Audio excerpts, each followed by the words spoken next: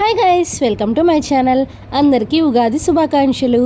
ఈ ఉగాదికి అయితే నేను ఈ డిఐవై చేశాను. ప్రాసెస్ అంతా ఈజీగా మీరే చూసేస్తారు. అలాంటిది ఇంకా ప్రాసెస్ ఎక్స్ప్లెయిన్ చేయడం దేనికి చెప్పండి. అందుకని ఈరోజు వీడియోలో ఉగాది గురించి మాట్లాడుకుందాం. వన్స్ అగైన్ అందరికీ ఉగాది శుభాకాంక్షలు. ఉగాది అంటేనే కొత్త ఆరంభం, కొత్త ఆశలు, కొత్త లక్ష్యాలు. అందరికీ కొత్త సంవత్సరం ఒక్కసారి వస్తే మన తెలుగు వాళ్ళకి మాత్రం 2 సార్లు వస్తుంది. ఒకటి న్యూ ఇయర్, ఇంకొకటి ఉగాది. ఉగాది అనేది మన తెలుగు వారికి ఎంతో ముఖ్యమైన పండుగ. ఇది తెలుగు నూతన సంవత్సరానికి ఆరంభం.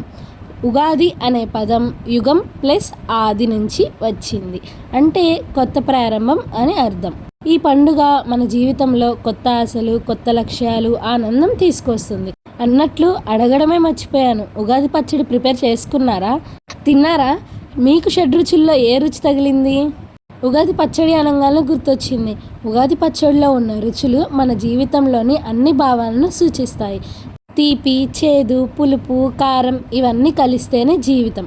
మేము ఉగాది పచ్చడి చేసుకున్నాం. బట్ పోయిన సంవత్సరం అయితే నేను ఒక్కదాన్నే ఉగాది పచ్చడి చేసుకున్నాను. ఈ సంవత్సరం నేను మా ఆయన కలిసి చేశాము.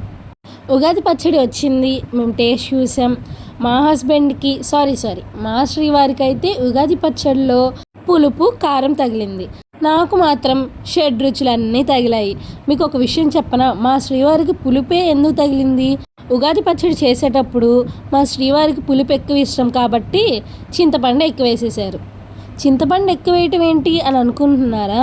యాక్చువల్గా మా దగ్గర చింతపండు ప్యూరీ ముందే రెడీగా ఉంది, అది కొంచెం వేయాల్సింది ఎక్కువ వేసేసారు. ఇలా మీ ఇంట్లో కూడా ఎవరొకరు చేసే ఉంటారు. పులుపో, కారమో, ఉప్పో ఏదోటి ఎక్కువ వేస్తూనే ఉంటారులేండి. అన్నట్లు ఒక విషయం అడగటమే మర్చిపోయాను.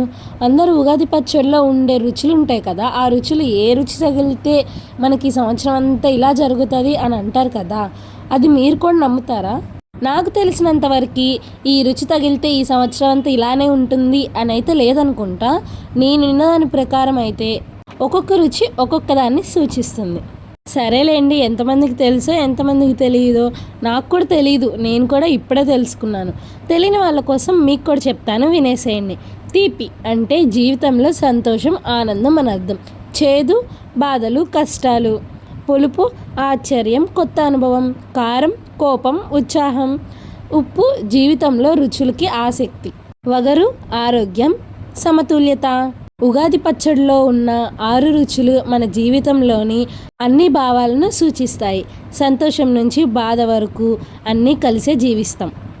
సరేలేండి, ఇంకా ఉగాది పచ్చడి గురించి వదిలేద్దాం. ఉగాది రావడంతోనే మన తెలుగు వాళ్ళు ఒక పని చేస్తారు. ఏంటో ఈ పాటికి ఎవరైనా గెస్ చేసి ఉంటారా? ఎవరైనా గెస్ చేస్తే కామెంట్ చేసేసేయండి.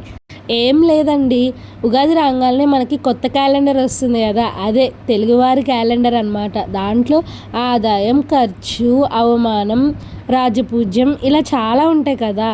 అవన్నీ మీరు చూసుకున్నారా? నేనైతే ఇంకా చూసుకోలేదు. ఎందుకంటే ప్రతి సంవత్సరం అయితే నాకు మా అన్నయ్య చూసేవాడు. ఈ సంవత్సరం అయితే మనకు పెళ్ళైపోయింది కాబట్టి మన గురించి మనమే పట్టించుకోవాలన్నమాట.